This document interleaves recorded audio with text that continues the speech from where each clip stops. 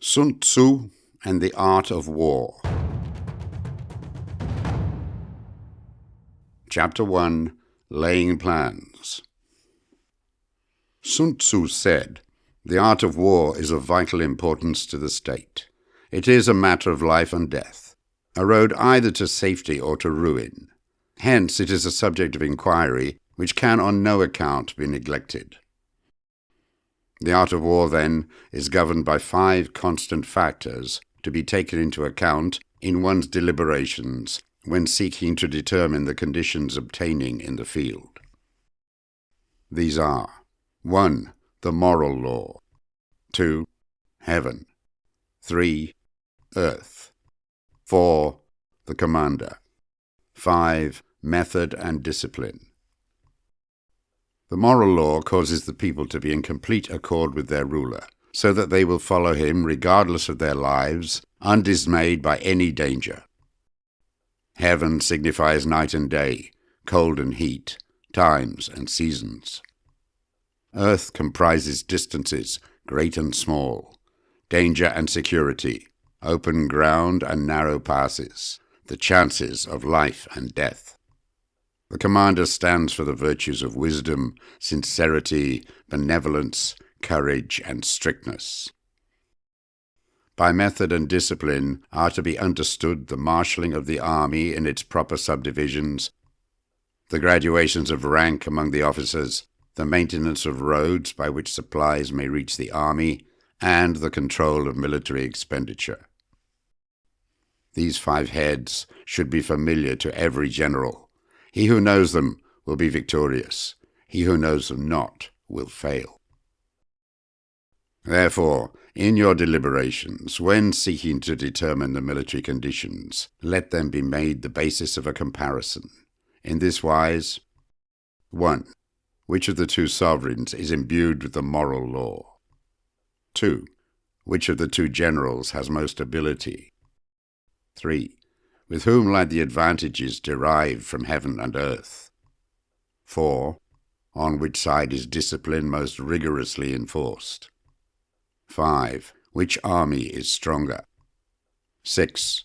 On which side are officers and men more highly trained? 7. In which army is there the greater constancy, both in reward and punishment? By means of these 7 considerations, I can forecast victory or defeat. The general that hearkens to my counsel and acts upon it will conquer. Let such a one be retained in command. The general that hearkens not to my counsel, nor acts upon it, will suffer defeat. Let such a one be dismissed. While heeding the profit of my counsel, avail yourselves also of any helpful circumstances over and beyond the ordinary rules. Accordingly, as circumstances are favorable, one should modify one's plans. All warfare is based on deception. Hence, when able to attack, we must seem unable.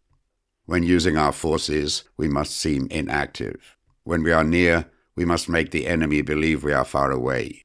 When far away, we must make him believe we are near. Hold out baits to entice the enemy, feign disorder, and crush him.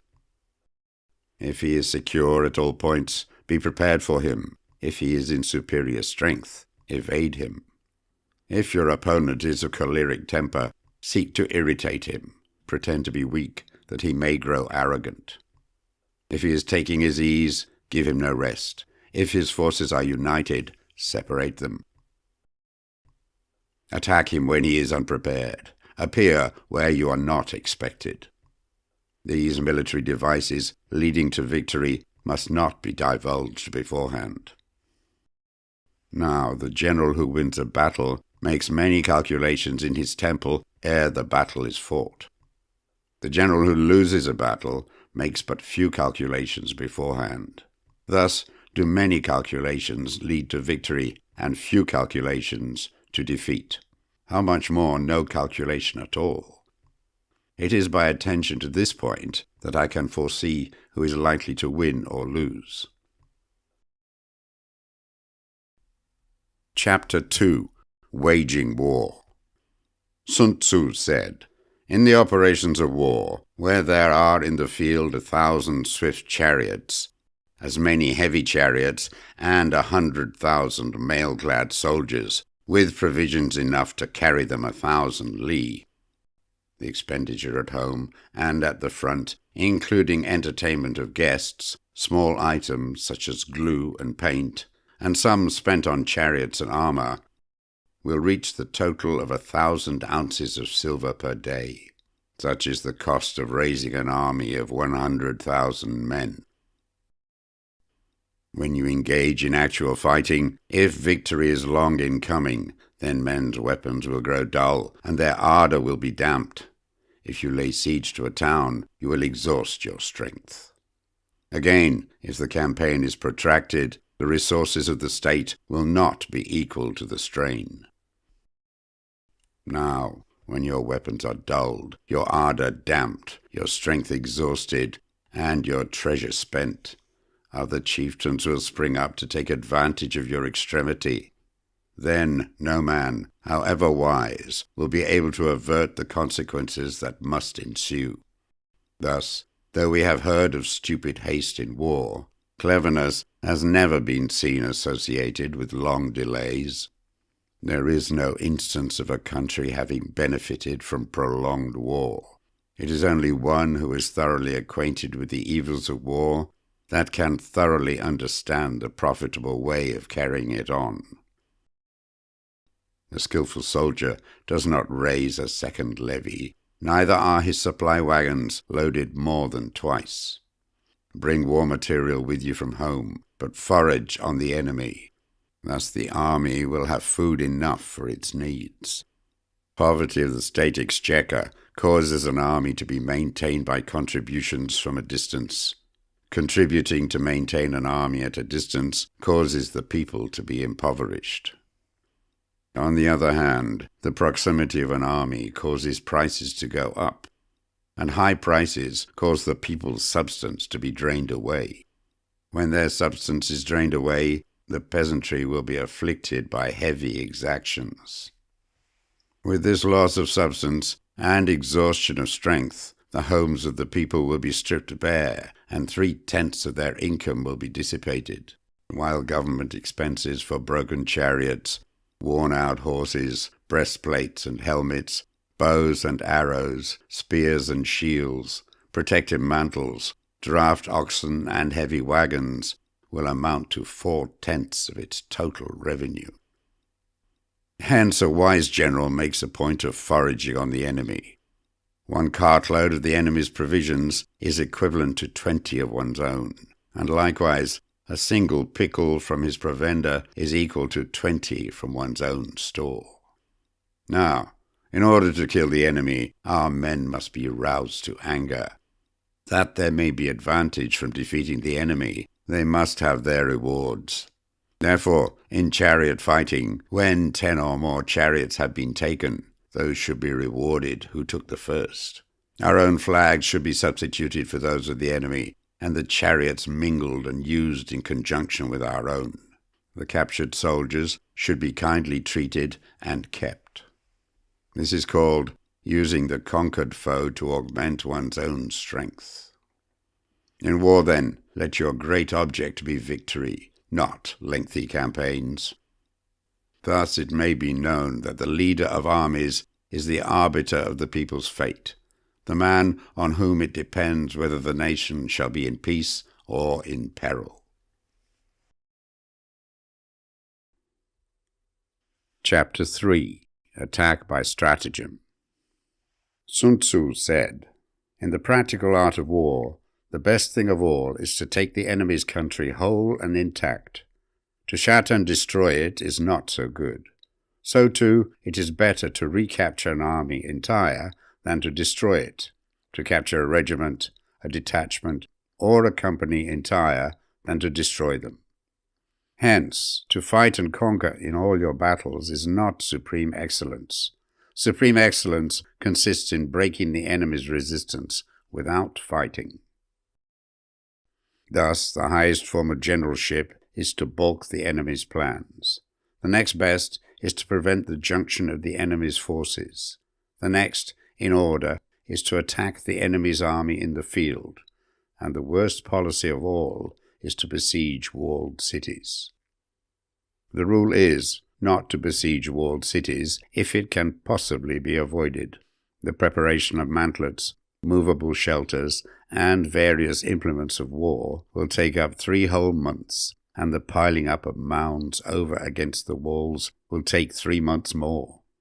The general, unable to control his irritation, will launch his men to the assault like swarming ants, with the result that 1/3 of his men are slain, while the town still remains untaken. Such are the disastrous effects of a siege. Therefore, the skilled leader subdues the enemy's troops without any fighting. He captures their cities without laying siege to them. He overthrows their kingdom without lengthy operations in the field.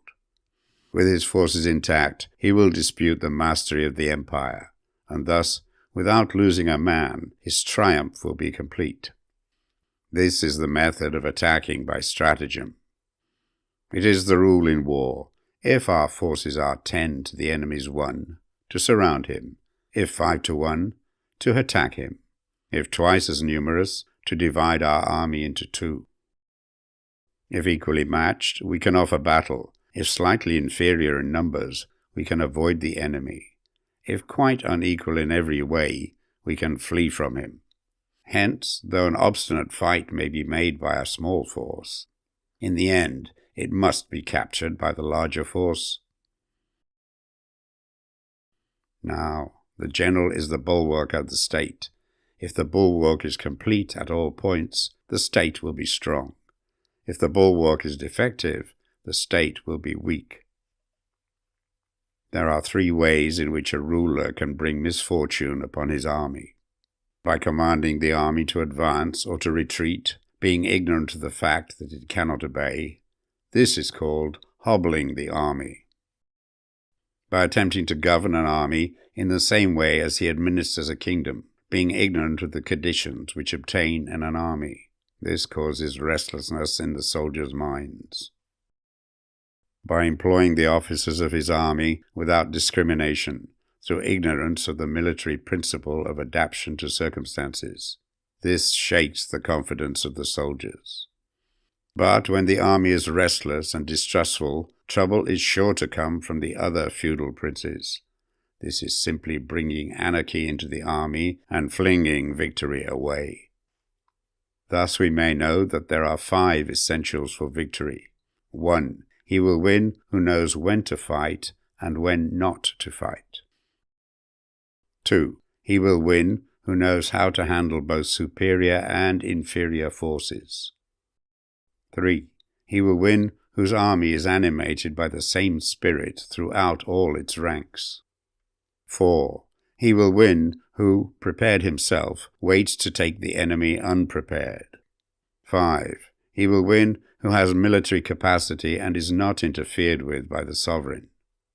Hence the saying, if you know the enemy and know yourself, you need not fear the result of 100 battles.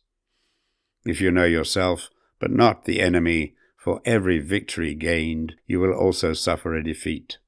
If you know neither the enemy nor yourself, you will succumb in every battle. Chapter 4. Tactical Dispositions. Sun Tzu said, "The good fighters of old first put themselves beyond the possibility of defeat, and then waited for an opportunity of defeating the enemy." To secure ourselves against defeat lies in our own hands, but the opportunity of defeating the enemy is provided by the enemy himself. Thus, the good fighter is able to secure himself against defeat, but cannot make certain of defeating the enemy. Hence the saying, one may know how to conquer without being able to do it. Security against defeat implies defensive tactics. Ability to defeat the enemy means taking the offensive. Standing on the defensive indicates insufficient strength, attacking a superabundance of strength. The general who is skilled in defense hides in the most secret recesses of the earth. He who is skilled in attack flashes forth from the topmost heights of heaven. Thus, on one hand, we have ability to protect ourselves. On the other, a victory that is complete. To see victory only when it is within the ken of the common herd is not the acme of excellence. Neither is it the acme of excellence if you fight and conquer, and the whole empire says, "Well done." To lift an autumn hair is no sign of great strength. To see the sun and moon is no sign of sharp sight. To hear the noise of thunder is no sign of a quick ear. What the ancients called a clever fighter is one who not only wins, but excels in winning with ease. Hence his victories bring him neither reputation for wisdom nor credit for courage. He wins his battles by making no mistakes. Making no mistakes is what establishes the certainty of victory, for it means conquering an enemy that is already defeated. Hence the skillful fighter puts himself into a position which makes defeat impossible, and does not miss the moment for defeating the enemy. Thus it is that in war the victorious strategist only seeks battle after the victory has been won, whereas he who is destined to defeat first fights and afterwards looks for victory. The consummate leader cultivates the moral law and strictly adheres to method and discipline. Thus it is in his power to control success. In respect of military method, we have, firstly, measurement, secondly, estimation of quantity, thirdly, calculation, fourthly, balancing of chances, fifthly, victory. Measurement owes its existence to earth, estimation of quantity to measurement, calculation to estimation of quantity, balancing of chances to calculation, and victory to balancing of chances. A victorious army, opposed to a routed one, is as a pound's weight placed in a scale against a single grain. The onrush of a conquering force is like the bursting of pent-up waters into a chasm 1,000 fathoms deep. Chapter 5. Energy. Sun Tzu said, "The control of a large force is the same principle as the control of a few men. It is merely a question of dividing up their numbers." Fighting with a large army under your command is nowise different from fighting with a small one.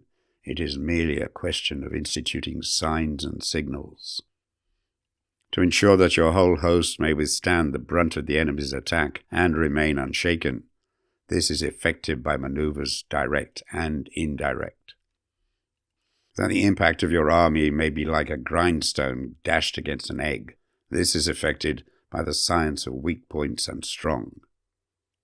In all fighting, the direct method may be used for joining battle, but indirect methods will be needed in order to secure victory.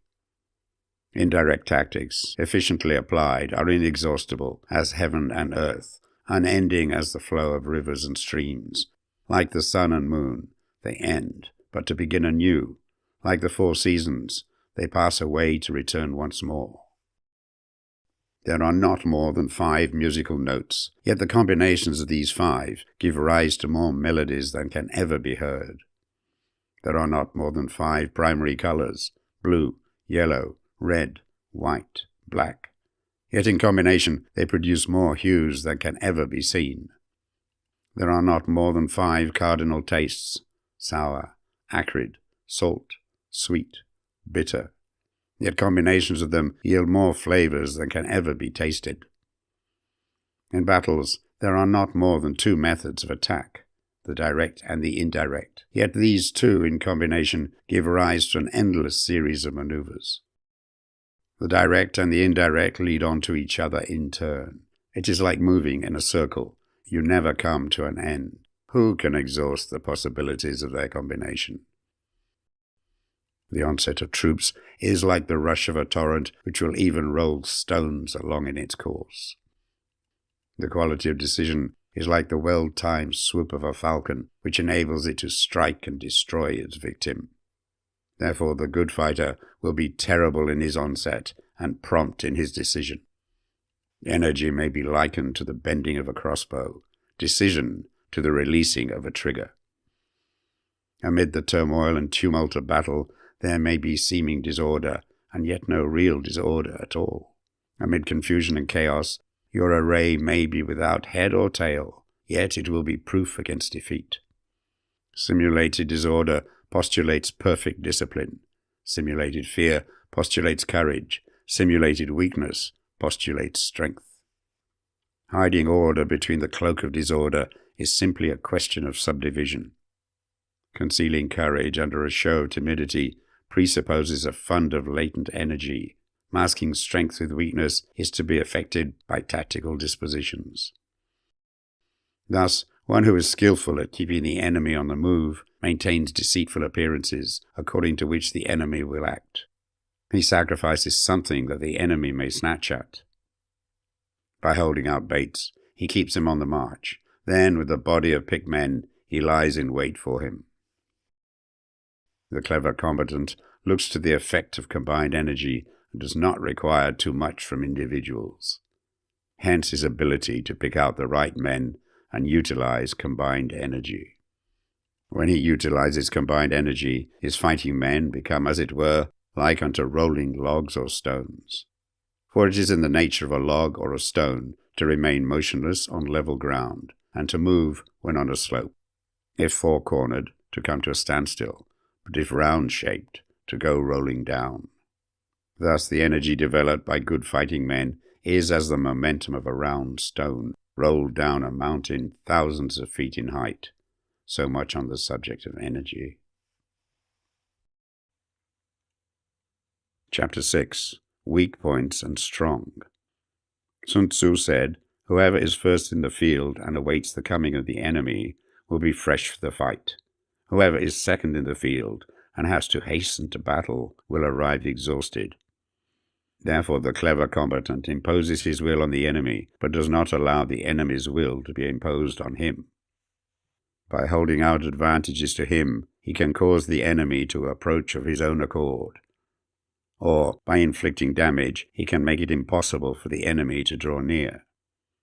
If the enemy is taking his ease, he can harass him. If well supplied with food, he can starve him out. If quietly encamped, he can force him to move. Appear at points which the enemy must hasten to defend. March swiftly to places where you are not expected. An army may march great distances without distress if it marches through country where the enemy is not. You can be sure of succeeding in your attacks if you only attack places which are undefended. You can ensure the safety of your defense if you only hold positions that cannot be attacked. Hence, that general is skillful in attack whose opponent does not know what to defend. And he is skillful in defense whose opponent does not know what to attack. O divine art of subtlety and secrecy, through you we learn to be invisible, through you inaudible, and hence we can hold the enemy's fate in our hands. You may advance and be absolutely irresistible if you make for the enemy's weak points. You may retire and be safe from pursuit if your movements are more rapid than those of the enemy. If we wish to fight, the enemy can be forced to an engagement even though he be sheltered behind a high rampart and a deep ditch. All we need to do is attack some other place that he will be obliged to relieve. If we do not wish to fight, we can prevent the enemy from engaging us even though the lines of our encampment be merely traced out on the ground. All we need to do is to throw something odd and unaccountable in his way. By discovering the enemy's dispositions and remaining invisible ourselves, we can keep our forces concentrated while the enemy's must be divided. We can form a single united body while the enemy must split up into fractions. Hence, there will be a whole pitted against separate parts of a whole, which means that we shall be many to the enemy's few. And if we are able thus to attack an inferior force with a superior one, our opponents will be in dire straits. The spot where we intend to fight must not be made known, for then the enemy will have to prepare against a possible attack at several different points, and his forces being thus distributed in many directions, the numbers we shall have to face at any given point will be proportionately few. For should the enemy strengthen his van, he will weaken his rear. Should he strengthen his rear, he will weaken his van. Should he strengthen his left, he will weaken his right. Should he strengthen his right, he will weaken his left. If he sends reinforcements everywhere, he will everywhere be weak. Numerical weakness comes from having to prepare against possible attacks. Numerical strength from compelling our adversary to make these preparations against us. Knowing the place and the time of the coming battle, we may concentrate from the greatest distances in order to fight. But if neither time nor place be known, then the left wing will be impotent to succor the right equally impotent to succor the left, the van unable to relieve the rear, or the rear to support the van. How much more so if the furthest portions of the army are anything under 100 li apart, and even the nearest are separated by several li. Though according to my estimate the soldiers of Wei exceeded our own in number, that shall advantage them nothing in the matter of victory. I say then that victory can be achieved. Though the enemy be stronger in numbers, we may prevent him from fighting. Scheme so as to discover his plans and the likelihood of their success. Rouse him and learn the principle of his activity or inactivity. Force him to reveal himself so as to find out his vulnerable spots. Carefully compare the opposing army with your own, so that you may know where strength is superabundant and where it is deficient. In making tactical dispositions, the highest pitch you can attain is to conceal them. Conceal your dispositions, and you will be safe from the prying of the subtlest spies, from the machinations of the wisest brains. How victory may be produced for them out of the enemy's own tactics, that is what the multitude cannot comprehend. All men can see the tactics whereby I conquer, but what none can see is the strategy out of which victory is evolved. Do not repeat the tactics which have gained you one victory, but let your methods be regulated by the infinite variety of circumstances. Military tactics are like unto water, for water in its natural course runs away from high places and hastens downwards. So in war, the way is to avoid what is strong and to strike at what is weak. Water shapes its course according to the nature of the ground over which it flows. The soldier works out his victory in relation to the foe whom he is facing. Therefore, just as water retains no constant shape, so in warfare there are no constant conditions. He who can modify his tactics in relation to his opponent and thereby succeed in winning may be called a heaven-born captain. The 5 elements, water, fire, wood, metal, earth, are not always equally predominant. The 4 seasons make way for each other in turn. There are short days and long. The moon has its periods of waning and waxing. Chapter 7. Manoeuvring. Sun Tzu said, "In war, the general receives his commands from the sovereign. Having collected an army and concentrated his forces, he must blend and harmonize the different elements thereof before pitching his camp. After that comes tactical manoeuvring, than which there is nothing more difficult. The difficulty of tactical manoeuvring consists in turning the devious into the direct, and misfortune into gain. Thus, to take a long and circuitous route after enticing the enemy out of the way, and those starting after him to contrive to reach the goal before him, shows knowledge of the artifice of deviation. Manoeuvring with an army is advantageous, with an undisciplined multitude most dangerous. If you set a fully equipped army in march in order to snatch an advantage, the chances are that you will be too late. On the other hand, to detach a flying column for the purpose involves the sacrifice of its baggage and stores. Thus, if you order your men to roll up their buff coats and make forced marches without halting day or night, covering double the usual distance at a stretch, doing 100 li in order to wrest an advantage, the leaders of all your 3 divisions will fall into the hands of the enemy. The stronger men will be in front, the jaded ones will fall behind, and on this plan only 1/10 of your army will reach its destination. If you march 50 li in order to outmaneuver the enemy, you will lose the leader of your first division, and only half your force will reach the goal. If you march 30 li with the same object, 2/3 of your army will arrive. We may take it, then, that an army without its baggage train is lost. Without provisions, it is lost. Without bases of supply, it is lost. We cannot enter into alliance until we are acquainted with the designs of our neighbours. We are not fit to lead an army on the march unless we are familiar with the face of the country, its mountains and forests, its pitfalls and precipices, its marshes and swamps. We shall be unable to turn natural advantage to account unless we make use of local guides. In war, practice dissimulation, and you will succeed. Whether to concentrate or to divide your troops must be decided by circumstances. Let your rapidity be that of the wind, your compactness that of the forest. In raiding and plundering, be like fire. Immovability is like a mountain. Let your plans be dark and impenetrable as night, and when you move, fall like a thunderbolt. When you plunder a countryside, let the spoil be divided amongst your men. When you capture new territory, cut it up into allotments for the benefit of the soldiery. Ponder and deliberate before you make a move.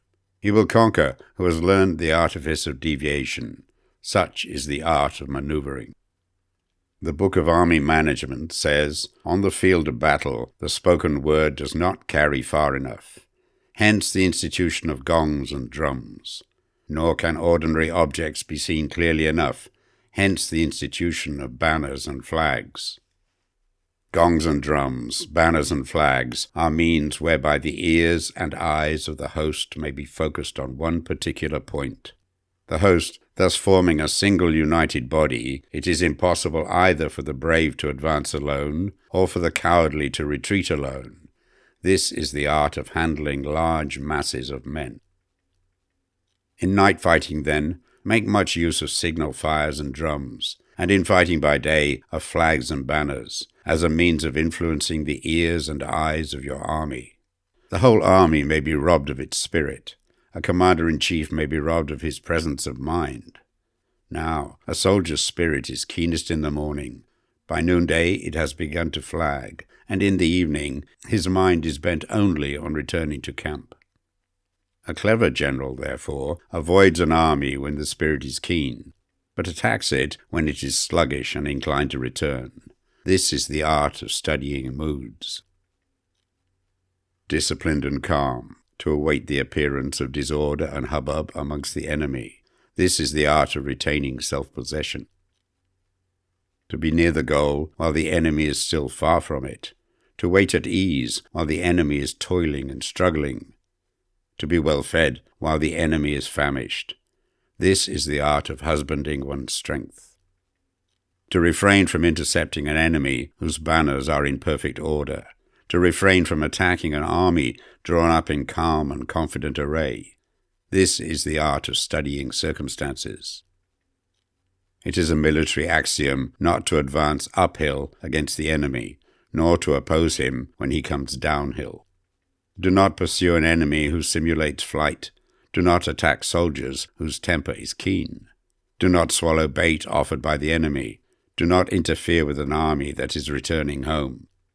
When you surround an army, leave an outlet free. Do not press a desperate foe too hard. Such is the art of warfare.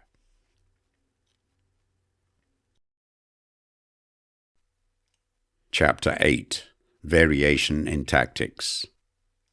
Sun Tzu said, in war, the general receives his commands from the sovereign, collects his army, and concentrates his forces.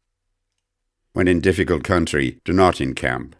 In country where high roads intersect, join hands with your allies. Do not linger in dangerously isolated positions.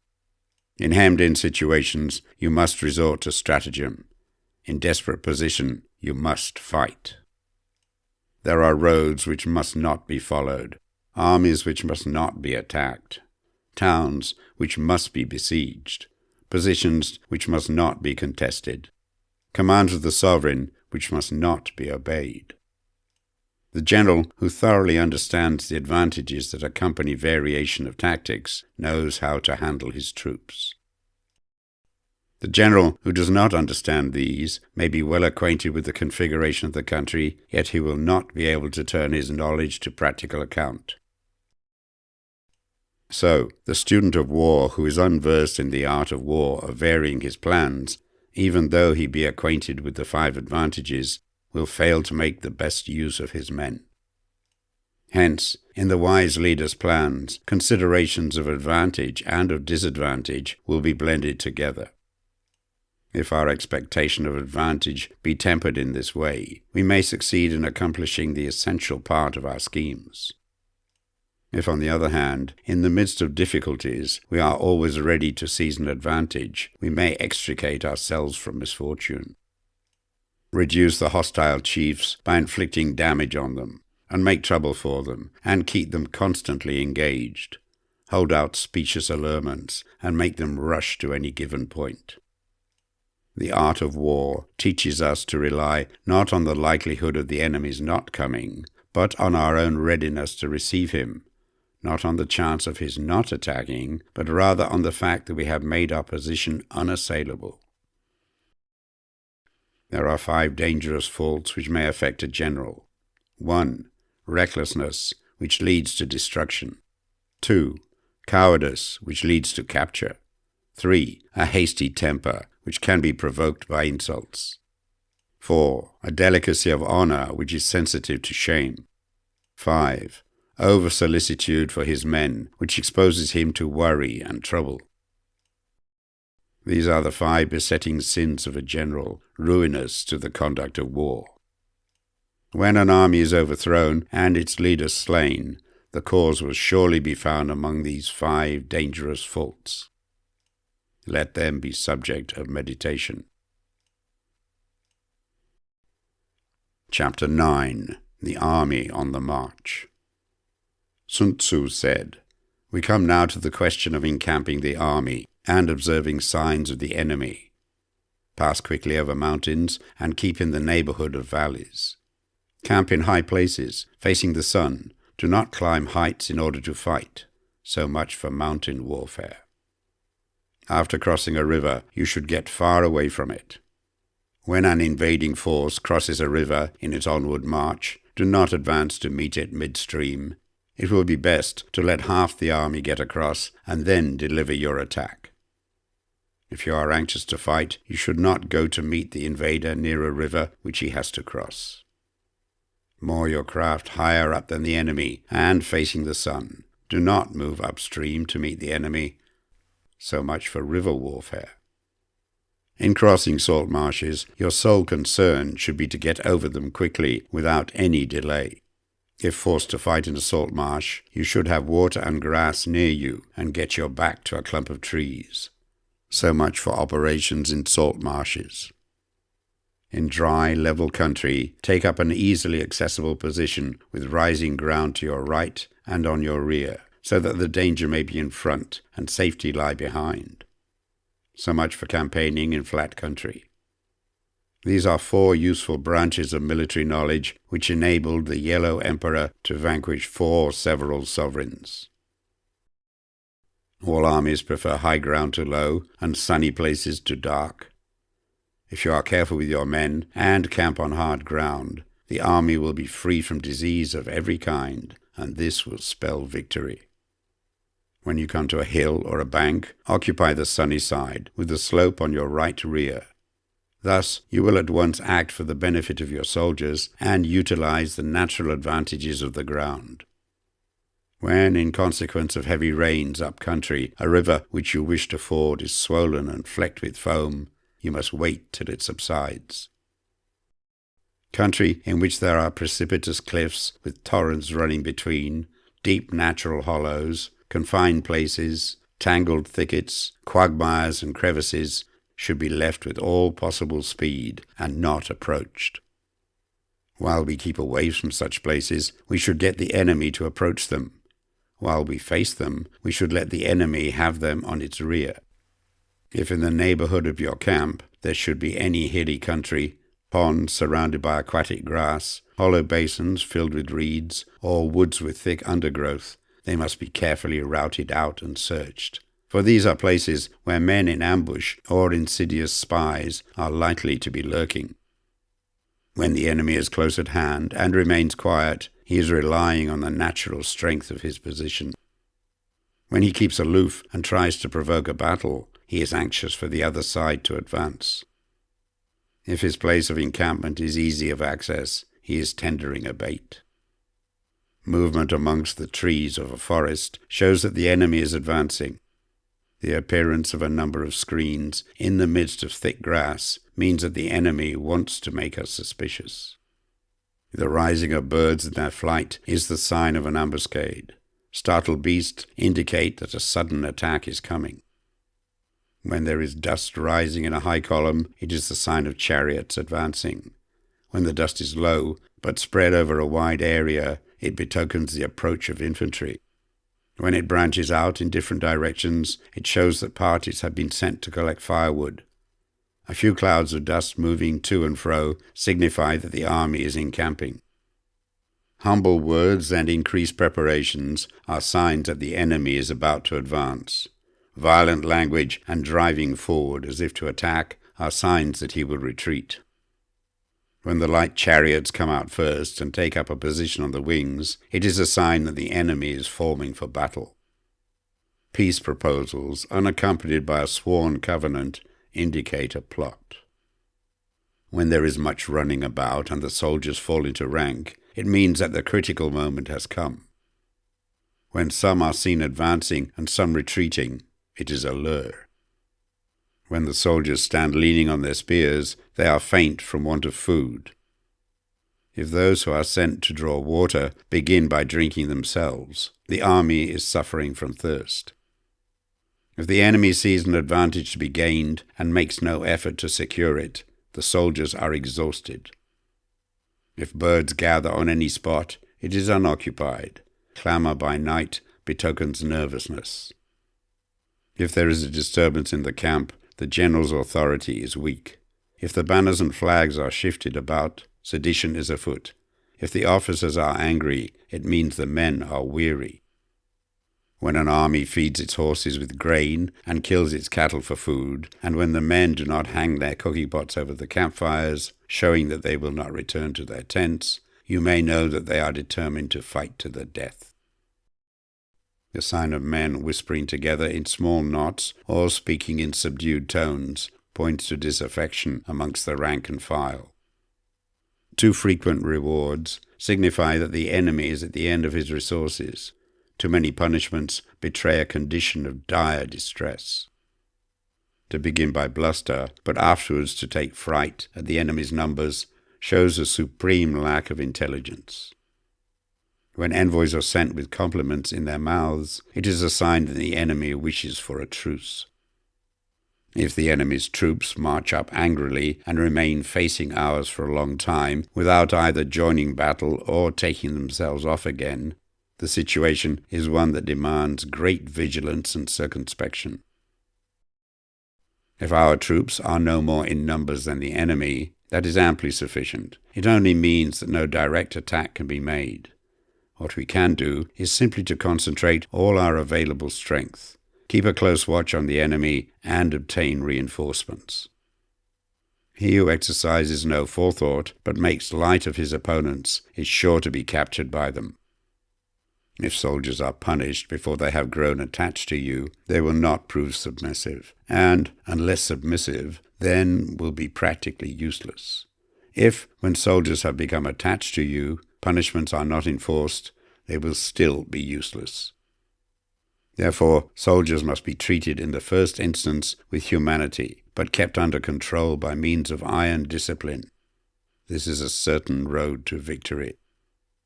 If in training soldiers, commands are habitually enforced, the army will be well disciplined. If not, its discipline will be bad.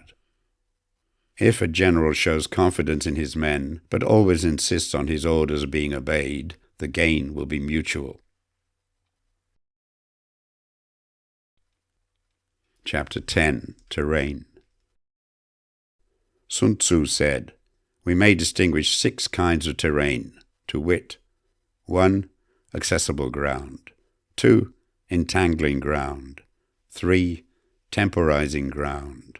4. Narrow passes. 5. Precipitous heights. 6. Positions at a great distance from the enemy. Ground which can be freely traversed by both sides is called accessible.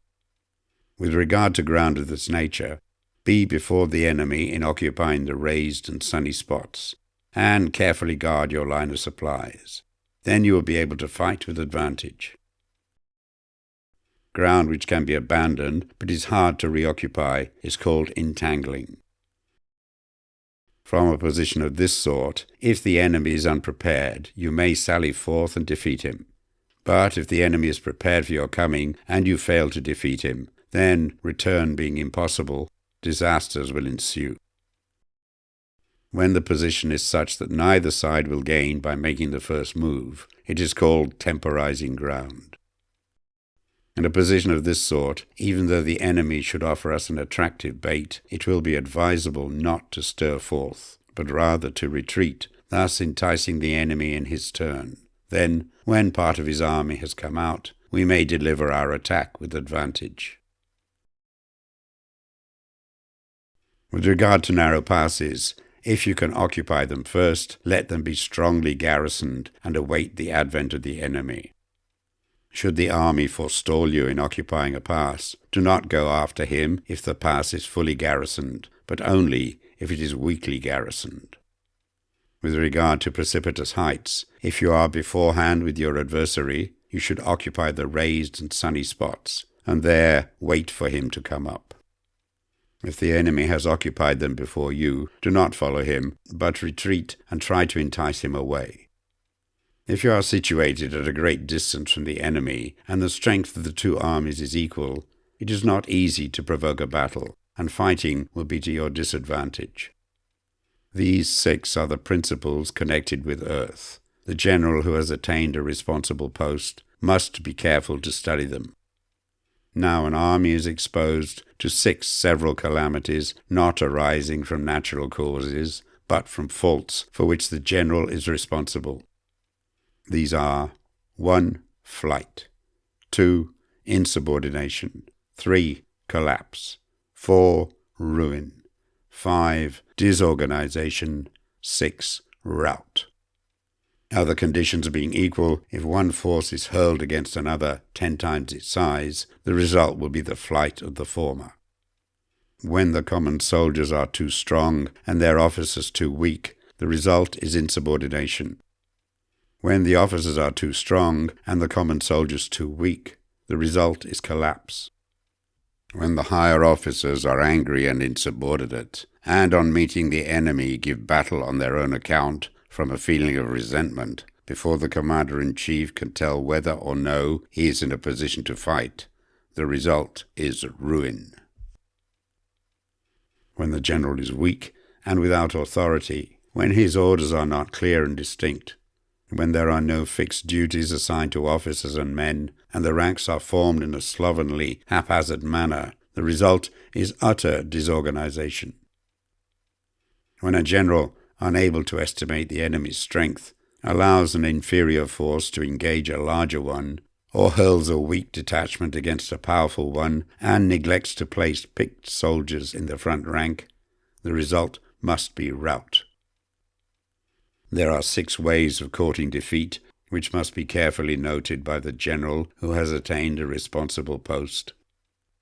The natural formation of the country is the soldier's best ally, but a power of estimating the adversary, of controlling the forces of victory, and of shrewdly calculating difficulties, dangers, and distances constitutes the test of a great general.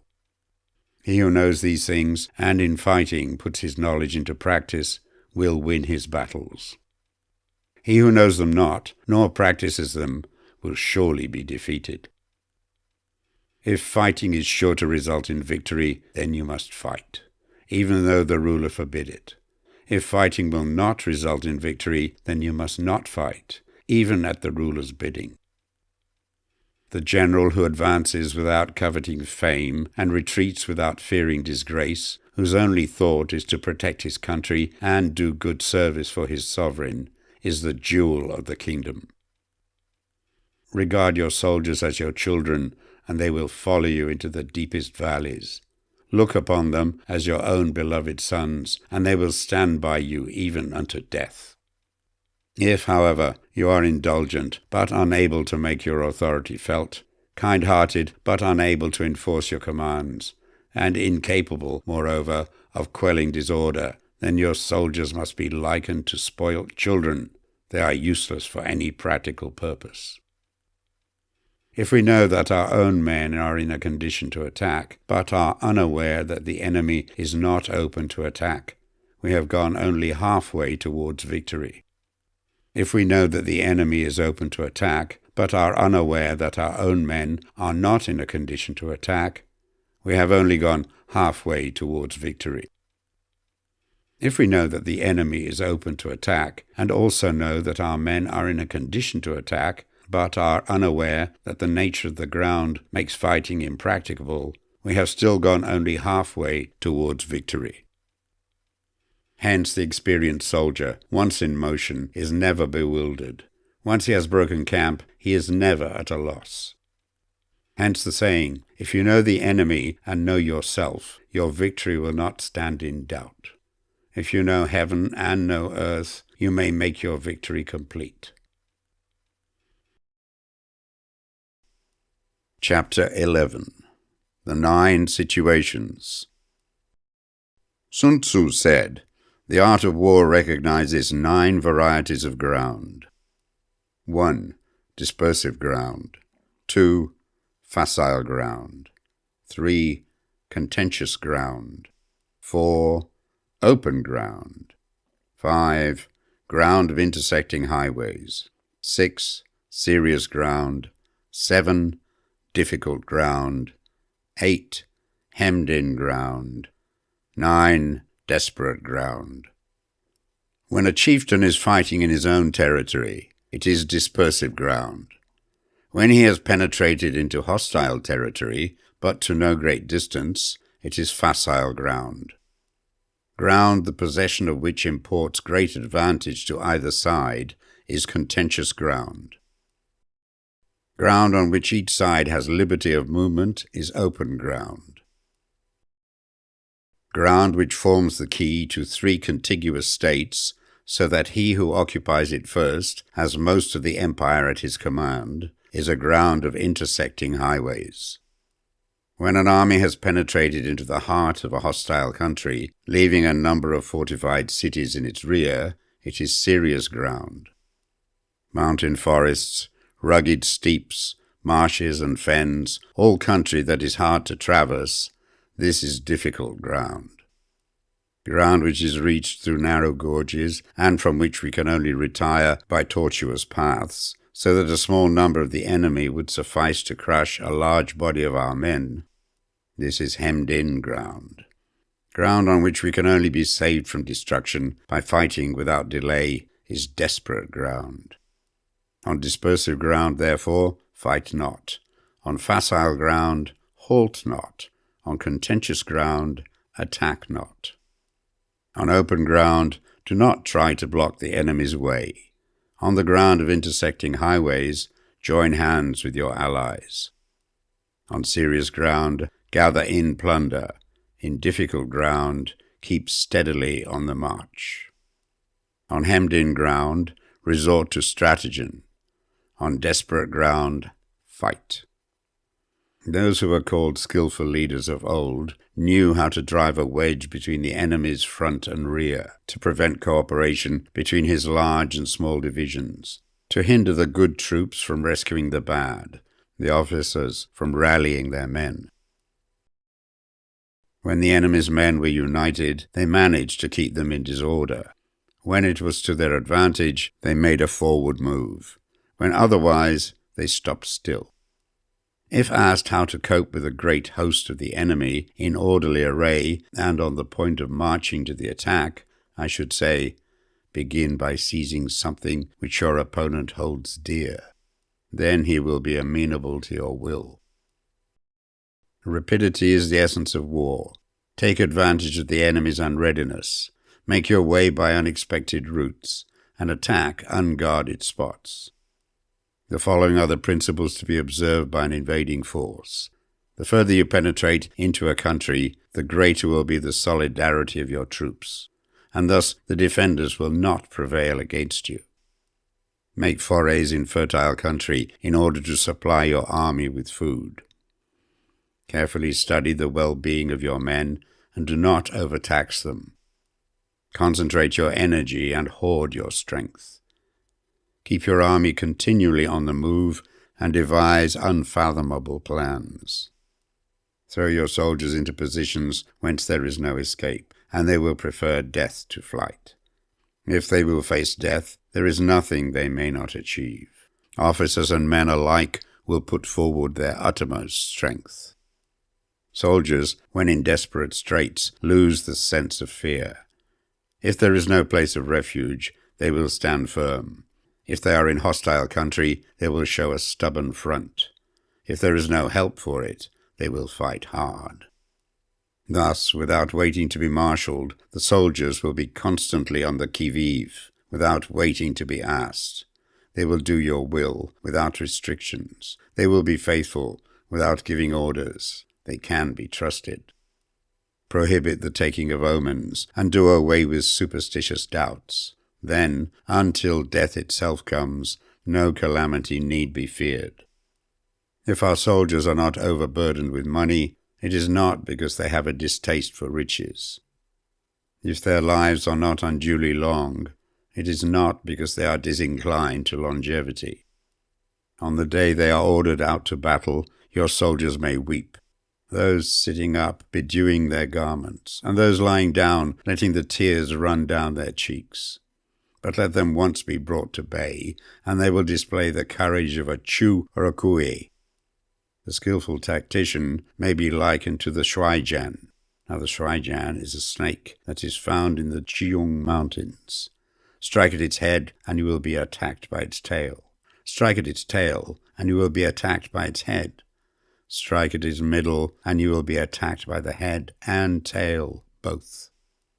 Asked if an army can be made to imitate the Stratagem, I should answer yes. For the men of Wu and the men of Yue are enemies, yet if they are crossing a river in the same boat and are caught by a storm, they will come to each other's assistance, just as the left hand helps the right. Hence it is not enough to put one's trust in the tethering of horses and the burying of chariot wheels in the ground. The principle on which to manage an army is to set up one standard of courage which all must reach. How to make the best of both strong and weak, that is a question involving the proper use of ground. Thus, the skillful general conducts his army just as though he were leading a single man, willy-nilly, by the hand. It is the business of a general to be quiet and thus ensure secrecy, upright and just, and thus maintain order.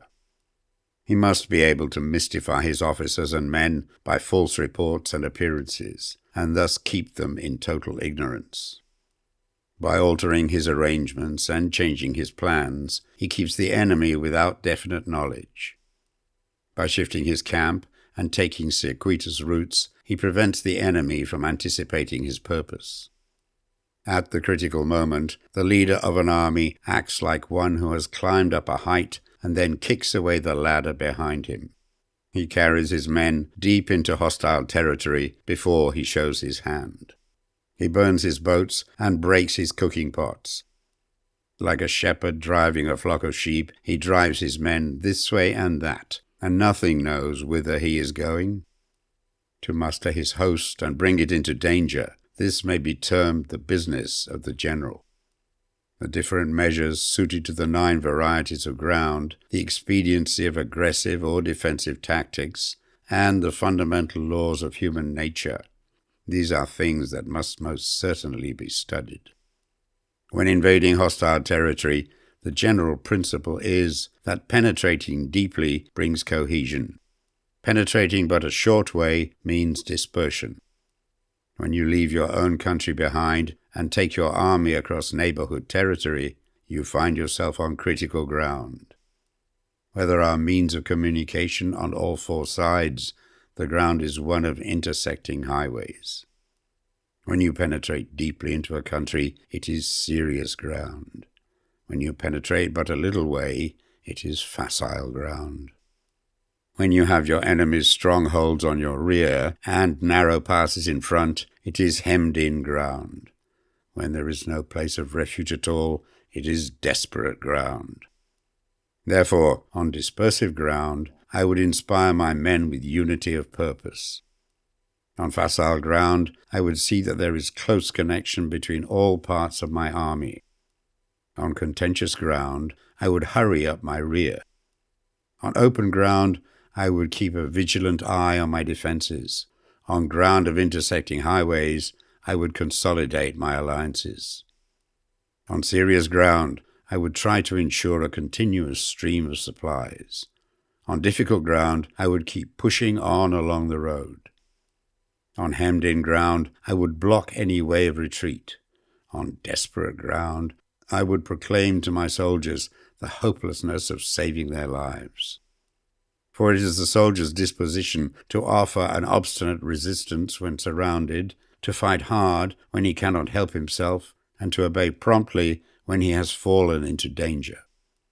We cannot enter into alliance with the neighboring princes until we are acquainted with their designs. We are not fit to lead an army on the march unless we are familiar with the face of the country, its mountains and forests, its pitfalls and precipices, its marshes and swamps. We shall be unable to turn natural advantages to account unless we make use of local guides. To be ignored of any one of the following 4 or 5 principles does not befit a warlike prince. When a warlike prince attacks a powerful state, his generalship shows itself in preventing the concentration of the enemy's forces. He overawes his opponents, and their allies are prevented from joining against him. Hence he does not strive to ally himself with all and sundry, nor does he foster the power of other states. He carries out his own secret designs, keeping his antagonists in awe. Thus he is able to capture their cities and overthrow their kingdoms. Bestow rewards without regard to rule. Issue orders without regard to previous arrangements, and you will be able to handle a whole army as though you had to do it with but a single man. Confront your soldiers with the deed itself. Never let them know your design.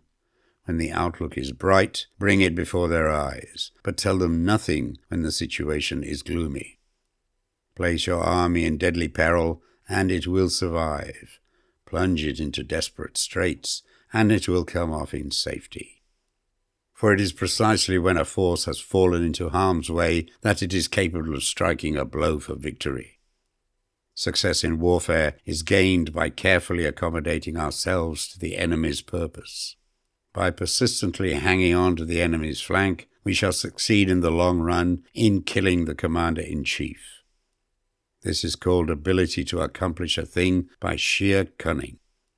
On the day that you take up your command, block the frontier passes, destroy the official tallies, and stop the passage of all emissaries. Be stern in the council chamber so that you may control the situation. If the enemy leaves the door open, you must rush in. Forestall your opponent by seizing what he holds dear, and subtly contrive to time his arrival on the ground. Walk in the path defined by rule, and accommodate yourselves to the enemy until you can fight a decisive battle. At first, then, exhibit the coyness of a maiden until the enemy gives you an opening. Afterwards, emulate the rapidity of a running hare, and it will be too late for the enemy to oppose you. Chapter 12. The Attack by Fire. Sun Tzu said, "There are 5 ways of attacking with fire. The first is to burn the soldiers in their camp. The second is to burn stores. The third is to burn baggage trains. The fourth is to burn arsenals and magazines. The fifth is to hurl dropping fire amongst the enemy. In order to carry out an attack, we must have means available. The material for raising fire should always be kept in readiness. There is a proper season for making attacks with fire, and special days for starting a conflagration. The proper season is when the weather is very dry. The special days are those when the moon is in the constellations of the sieve, the wall, the wing, or the crossbar. For these four are all days of rising wind. In attacking with fire, one should be prepared to meet 5 possible developments. When fire breaks out inside the enemy's camp, respond at once with an attack from without. If there is an outbreak of fire, but the enemy's soldiers remain quiet, bide your time and do not attack. When the force of the flames has reached its height, follow up with an attack, if that is practicable. If not, stay where you are. If it is possible to make an assault with fire from without, do not wait for it to break out within, but deliver your attack at a favorable moment. When you start a fire, be to windward of it. Do not attack from the leeward. A wind that rises in the daytime lasts long, but the night breeze soon falls. In every army, the 5 developments connected with fire must be known, the movements of the stars calculated, and a watch kept for the proper days. Hence, those who use fire as an aid to the attack show intelligence. Those who use water as an aid to the attack gain an accession of strength. By means of water, an enemy may be intercepted, but not robbed of all his belongings. Unhappy is the fate of one who tries to win his battles and succeed in his attacks without cultivating the spirit of enterprise, for the result is a waste of time and general stagnation. Hence the saying, the enlightened ruler lays his plans well, the good general cultivates his resources. Move not until you see an advantage. Use not your troops unless there is something to be gained. Fight not unless the position is critical. No ruler should put troops into the field merely to gratify his own spleen. No general should fight a battle simply out of pique. If it is to your advantage, make a forward move. If not, stay where you are.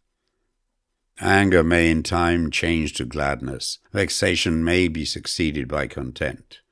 But a kingdom that has once been destroyed can never come back again into being, nor can the dead ever be brought back to life. Hence the enlightened ruler is heedful, and the good general full of caution. This is the way to keep a country at peace and an army intact.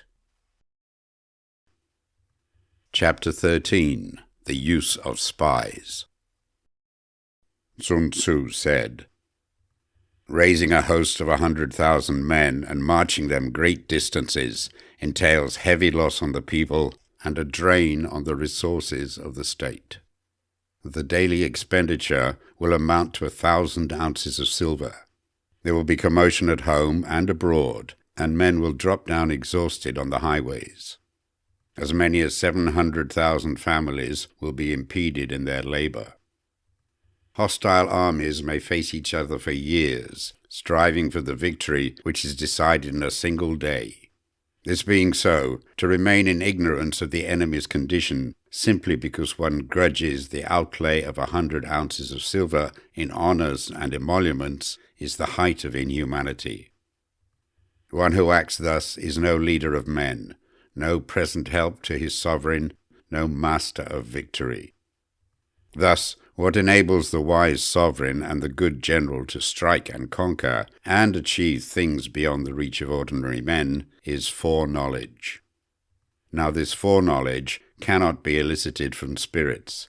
It cannot be obtained inductively from experience, nor by any deductive calculation.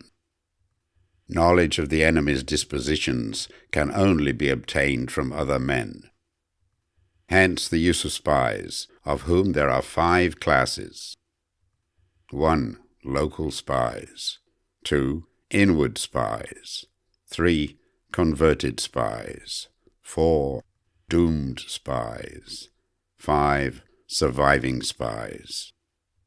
When these 5 kinds of spy are all at work, none can discover the secret system. This is called divine manipulation of the threads. It is the sovereign's most precious faculty. Having local spies means employing the services of the inhabitants of a district. Having inward spies, making use of officials of the enemy. Having converted spies, getting hold of the enemy's spies and using them for our own purposes. Having doomed spies, doing certain things openly for purposes of deception and allowing our spies to know of them and report them to the enemy. Surviving spies, finally, are those who bring back news from the enemy's camp. Hence it is that which none in the whole army are more intimate relations to be maintained than with spies. None should be more liberally rewarded. In no other business should greater secrecy be preserved. Spies cannot be usefully employed without a certain intuitive sagacity. They cannot be properly managed without benevolence and straightforwardness. Without subtle ingenuity of mind, one cannot make certain of the truth of their reports. Be subtle, and use your spies for every kind of business. If a secret piece of news is divulged by a spy before the time is ripe, he must be put to death, together with the man to whom the secret was told. Whether the object be to crush an army, to storm a city, or to assassinate an individual, it is always necessary to begin by finding out the names of the attendants, the aides-de-camp, and doorkeepers, and sentries of the general in command. Our spies must be commissioned to ascertain these. The enemy's spies, who have come to spy on us, must be sought out, tempted with bribes, led away, and comfortably housed. Thus they will become converted spies and available for our service. It is through the information brought by the converted spy that we are able to acquire and employ local and inward spies. It is owing to his information again that we can cause the doomed spy to carry false tidings to the enemy. Lastly, it is by his information that the surviving spy can be used on appointed occasions. The end and aim of spying, in all its 5 varieties, is knowledge of the enemy, and this knowledge can only be derived in the first instance from the converted spy. Hence it is essential that the converted spy be treated with the utmost liberality. Of old, the rise of the Yin dynasty was due to Ai Chi, who had served under the Hsia. Likewise, the rise of the Chou dynasty was due to Liu Ya, who had served under the Yin. Hence, it is only the enlightened ruler and the wise general who will use the highest intelligence of the army for purposes of spying, and thereby they achieve great results. Spies are a most important element in warfare, because on them depends an army's ability to move.